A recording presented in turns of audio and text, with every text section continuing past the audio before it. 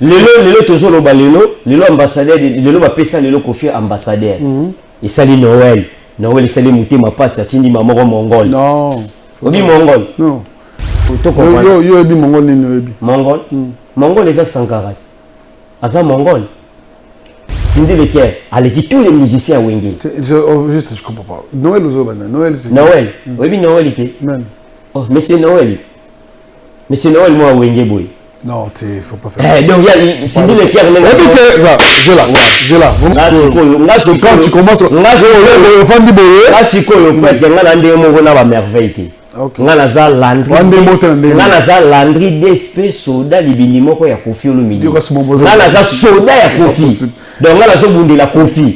Venez découvrir Lens by BBL, des lentilles de qualité supérieure, hydrocore valable 1 an. Possibilité d'envoi à l'international. Sublimez votre regard avec Lens by BBL. Rendez-vous sur Instagram et Facebook sur le compte @Lens by BBL-kin. Nous sommes disponibles sur WhatsApp au +33 7 56 93 93 24 pour le service en France et au +243 810 608 515 pour le service au Congo. Pour l'achat et la réservation de vos futures lentilles.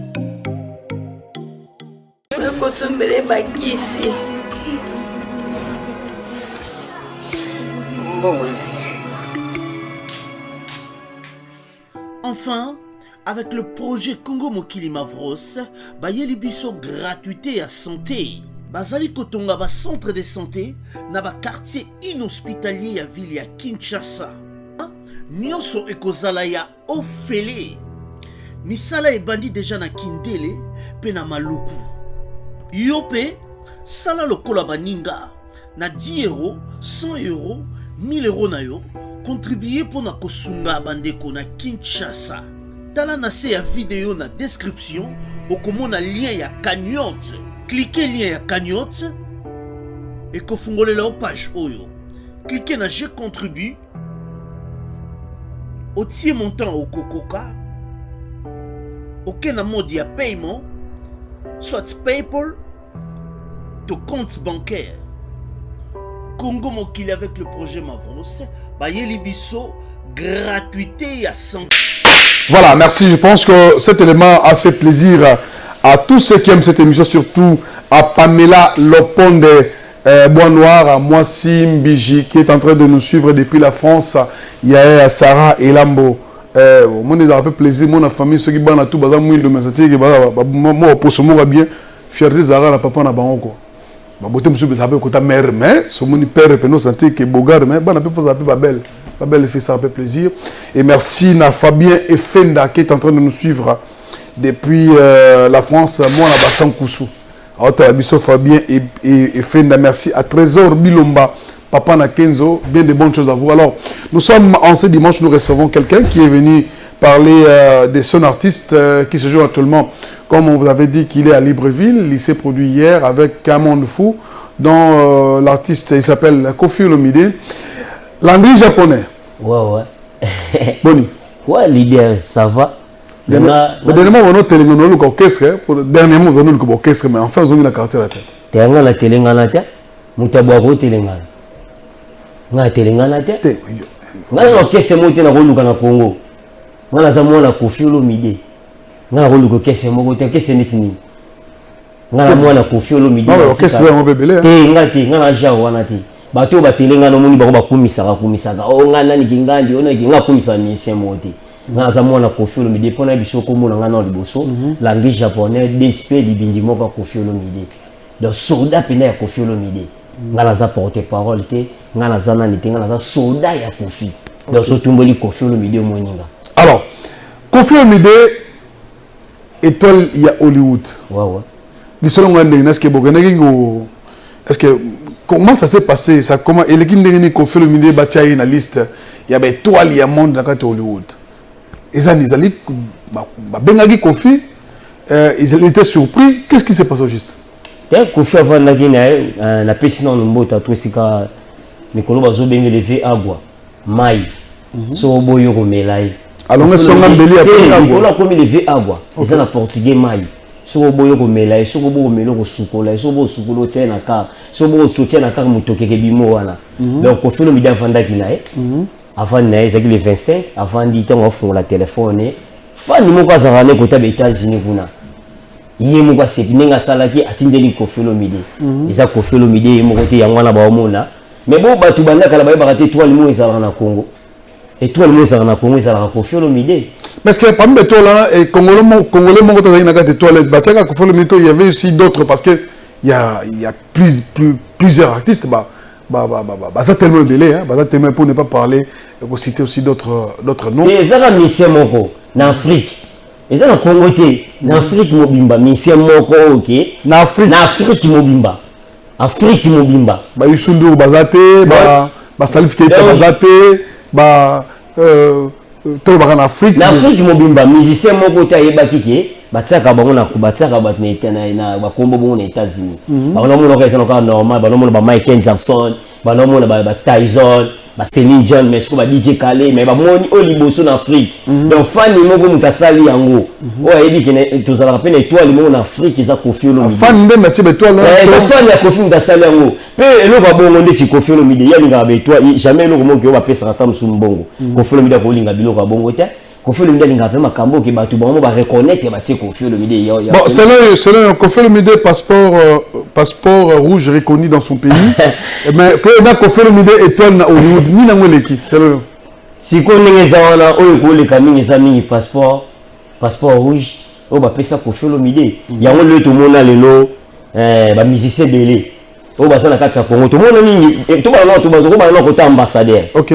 Tant ba tu ba mibenga maka to mona ba tu ba mibenga maka Noël ba benga maka ke ba sa ba ambassadeur de la paix ba tu ba boya ka yango te ba benga te ba pesa ambassadeur te zalate non to mona option te zalate président mutaloba yango te hein président mo mutaloba yango mais déjà UNESCO ba pesa lelo tozo loba lelo ambassadeur lelo ba pesa lelo Koffi ambassadeur et sali Noël sali mutema passe atindi mamoko mongol non obi mongol non.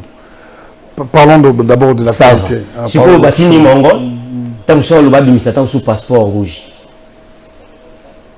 Le lot on obligé de te vendre à le lot. Yo ebi mongol ni ebi. Mongol les a 140. Asa mongol. Alors. Tant batindaye.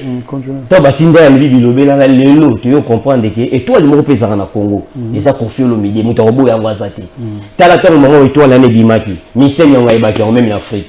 Oh batata kombone bo mutaye baki na. Mais avant étoile ça Koffi pebe que étoile batia étoile na Hollywood ebe yo. Oh Koffi sa grande star évidemment kambo. Il savait que déjà que barotia avant barotia étoile pour il savait que Bagné fait battre étoile, n'est-ce pas? Si vous avez un bon Koffi Olomide. Ah OK. Eza muntu moko mo asala ki na ndenge ne Koffi Olomide bato ayeba kite Koffi bato asaki nete fan mutasepela ki atini makambo wana lelo ningisi mboka.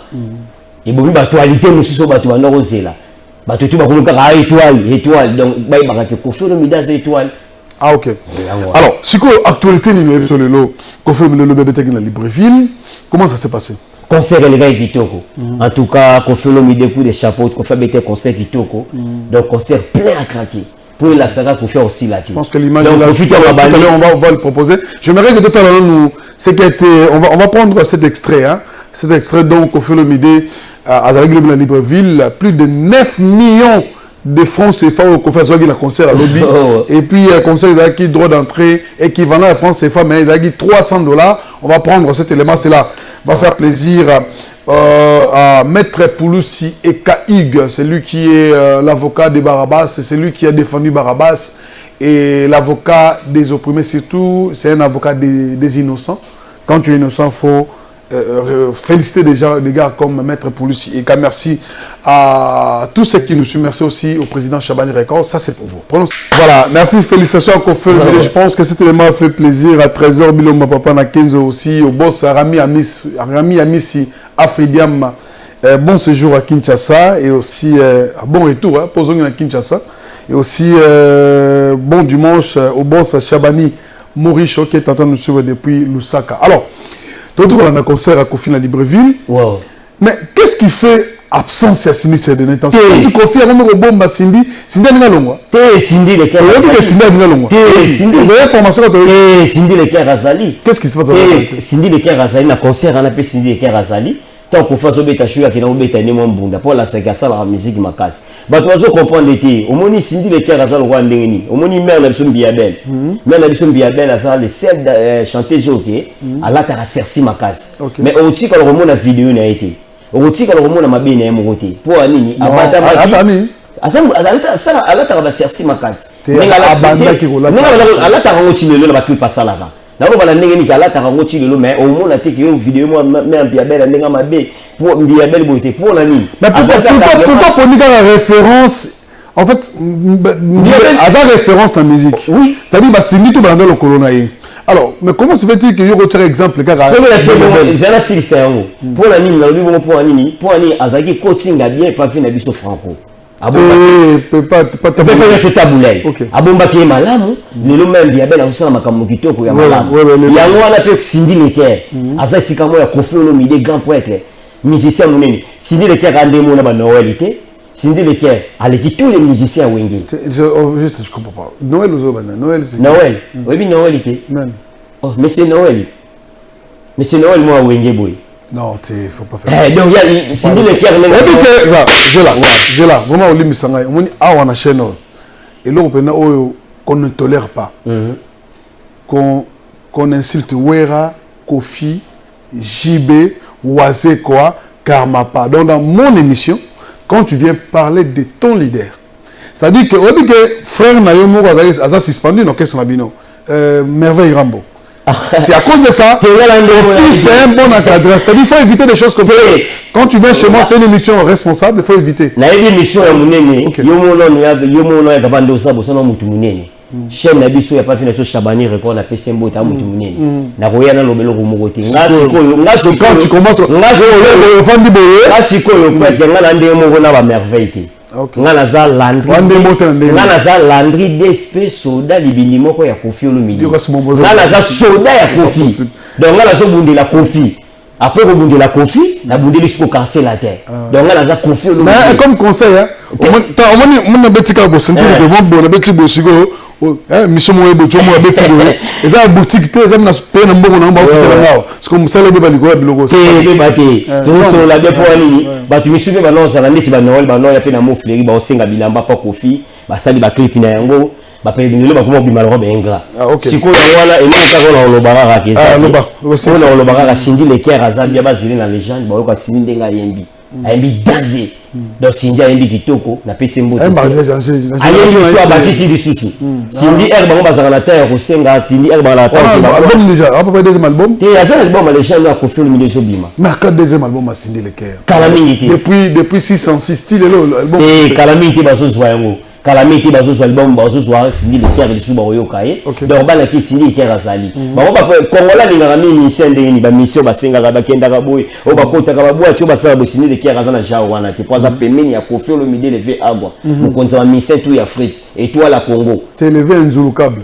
Yécoute Njulukabe donc Njulukate ça quand ça tali déjà c'est tala na libofinda alati tala na betisha donc on a que Koffi Olomide otika la tonga beti ba tchacho abeti ba nini batutu bazolela ka lokwa neti bini nikolo donc Koffi Olomide à l'aise Cindy Leker à l'aise na mon frère on peut na profiter na pesa ba livre na pesi livre partenaire na pesi ba mbota trop vena biso Willy Musheni donc atali vidéo en tout cas c'est peli comme mondial Jili Lubaki madame nanga voilà mutambo asila raté na mutaboite depuis génération tout bato asila raté je voulais aussi na asila raté il y a aussi raté donc ça va quoi. Merci Landry japonais peut-être moi ba salutation peut être parce que voilà ne sont pas les docteurs Vital Camera ta la biso azana pema sika donc Autre habitude pina le patron silencieux Loas monter ma Chantal Sabé parce que pena pesa pe mutumala mo Congo Vital Camera mutamayele mutamala mo Congo papa na biso ya bana belé donc tu vas soutenir hein. Oh on a peur na ngai OK on a pena papa na nga donc na pesa mbota to sikazali ba tutu ba lingaka quartier la terre ba continuer sur ko lingaka quartier la terre ba lingaka Koffi Olomide pe kaka Koffi Olomide azali donc Koffi Olomide ko ya tiju mukolo yemo ikolo muta oloba bongo bato tout bana besoin landi japonais numéro bureau ezaka 085 il faut dans la code d'amour Willy Moucheni pas code d'amour le vieux Willy Moucheni yebi taza biso ya quartier latin ya patron penda donc ya zaka na quartier latin donc fait biso Willy Moucheni 085 25 085 25 21 961 so bengi bongo zwanga 085 25 21 961 so bengi zwanga la pesimbo te pa ya Kelimbenza la pesimbo te pa ya Boss Canada na City la pesimbo te pa ya Dota Dekana vena ngo héritier vous qui na la crèche ba tutu ba ngaka landi japonais ta biloko na lati voilà père na ngana bisayo Noël aïe baton en rotinda ba voilà. Je pense que nous allons prendre cet élément qui va faire plaisir au conseiller Asia Aguito, le cœur de maman Fatou Fofana Aguito. Je pense qu'ils sont en train de nous suivre ces couples-là. Merci au couple Massaro, Daniel Massaro, Motema Matina, maître Ig Pouloussi Eka, maître Dadou Boto, Michel Mimoul, on va prendre d'abord cet élément pour se séparer avec toi. Daniel Massaro, Gombe la Gombe. Voilà, on va prendre cet élément pour faire plaisir à tous ceux qui aiment cette émission. Pendant ceci. La maison Stelman vous propose des prestations de qualité pour vos gâteaux de mariage, anniversaire ou autres événements. La maison Stelman vous propose aussi des gâteaux personnalisés pour vos anniversaires ou autres. Contactez-nous au 06 63 30 36 83 ou encore au 07 81 83 15 74. Vous pouvez aussi nous contacter sur la page Facebook Hostelmac.